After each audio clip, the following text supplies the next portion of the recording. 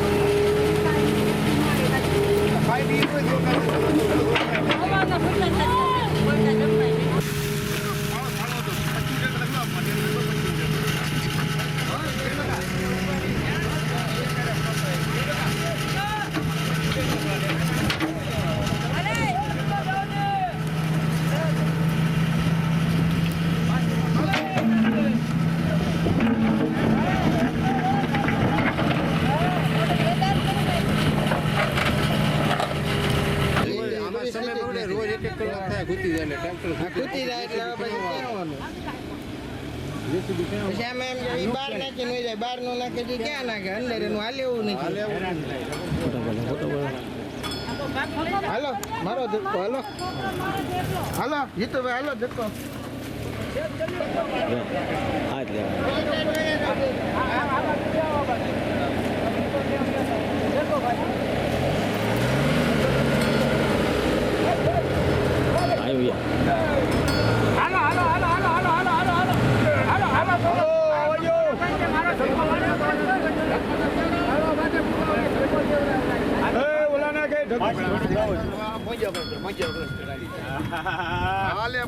હવે ભીમો 700 ડ્રાઈવર ફર્યો છે. એક ગાય કાઢીને એક ટોચ બક્યો. જીતુ આ બજ્યો જીતુ. વાહેથી ધક્કો મારવાનો છે. તમે ઊભા છો પાછો ગાડી લઈ જાય.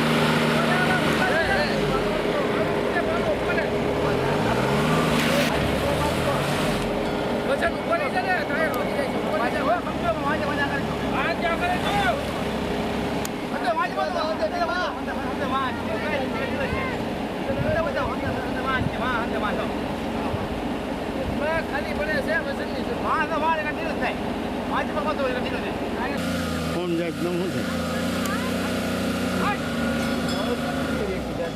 એ ગાડી જ નથી એનો કાંઈ બળ જ નથી એનું એક બાજુ ઉડી ગયો. શિહોર નગરપાલિકામાં વોર્ડ નંબર 2 ગુંદાળા વિસ્તાર કે જ્યાં ઉથળેટીની જગ્યા આવેલી છે. ઘણા સમયથી અમારે અવારનવાર લોકોની ફરિયાદો આ બાબતે આવી રહી હતી. ઘણા બધા એના પ્રશ્નો હતા. તે અનુસંધાને આજરોજ અમે કોંગ્રેસના નગરસેવકો અમારા વડીલશ્રી કિરણભાઈ ગેરડા તથા અમારા કાર્યકર્તાઓ જીતુભાઈ, રાજુભાઈ, માનસંગભાઈ અહીંયા અમે સ્થળની મુલાકાત લેવા આવ્યા અને જે સ્થળ ઉપર અમે જોવા મળ્યું કે ખરેખર કાગળ ઉપરનું ચિત્ર અલગ છે અને અહીંયા વાસ્તવિકતાનું ચિત્ર અલગ છે. કાગળ ઉપર કંઈક અલગ જોવા મળી રહ્યું છે. અને વાસ્તવિકમાં તો ખરેખર અહીંયા જાણે એક નર્ક સમા વિસ્તારમાં આવી ગયા હોય એવો નરકાગાર જેવો અનુભવ અહીંયા થાય એવી પરિસ્થિતિ છે. અને અહીંયા પરિસ્થિતિ એ હદે બગડી ગઈ છે કે જે કોઈ કર્મચારીઓ કામ કરે છે, ટ્રેક્ટર, જીસીબી કે ટેમ્પલ બેન, એ ખરેખર પોતાના જીવના જોખમે અહીંયા કામ કરી રહ્યા છે. સુરક્ષાના કોઈ વ્યવસ્થા નથી અને ચારે બાજુ જ્યાં જોઈ ત્યાં માત્ર ને માત્ર અવ્યવસ્થા છે. આ ઉથરેટીનો પ્લાન કાગળ ઉપર તો બહુ સારો દેખાય છે, પણ વાસ્તવિકતાએ જો આવી તો પાલિકાએ અહીંયા આશરે ઉથરેટીની જગ્યા ફાળવવા બાદ આશરે 1,40,00,000 રૂપિયા જેટલી રકમ વાપરી નાખી, પણ અહીંયા ક્યાંય એવી પરિસ્થિતિ જોવા મળતી નથી. એટલે ખરેખર પ્રશ્ન એ થાય કે આ પૈસા વપરાણા ક્યાં? કારણ કે જે મશીનરી બનાવવાનું હતું આમાંથી ખાતર છૂટું પાડવાનું, તો એ મશીનરી ક્યાંય એમને સ્થળ ઉપર જોવા મળ્યું નથી. ખાતરનો એક જૂનો ઢગલો છે જે આયોજનના અભાવે એમનામ અત્યારે સડી રહ્યો છે. વળી જે કાંઈ કચરાનું પ્રદૂષિત પાણી છે એ અહીંયા જેરમિયા તળાવમાં અહીંથી જાય છે, એકઠું થાય છે, એટલે તળાવમાં પણ પ્રદૂષણ ફેલાય છે. જમીનમાં ઉતરે તો જમીનમાં પણ પ્રદૂષણ ફેલાઈ રહ્યું છે.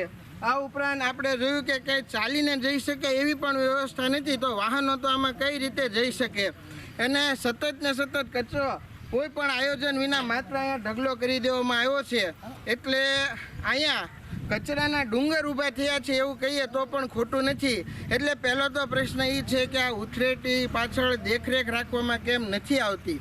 બીજું કે આની પાછળ 1,40,00,000 જેવી માતબાર રકમનો ખર્ચો થયો, તો એ ક્યાં ખર્ચો થયો ને શું કરવામાં આવ્યો એની અમને વિગતો જણાવવામાં આવે. ત્રીજું કે અહીંયા કામ કરતા કર્મચારીઓ માટે સલામતીની કોઈ વ્યવસ્થા નથી, તો એમની સલામતી માટે યોગ્ય પગલાં લેવામાં આવે. અને એમને વાહનો અગવડતા છે, પૂરતા વાહનો નથી, તો પૂરતા વાહનો એમને પૂરા પાડવામાં આવે. આવા વિવિધ પ્રશ્નો છે.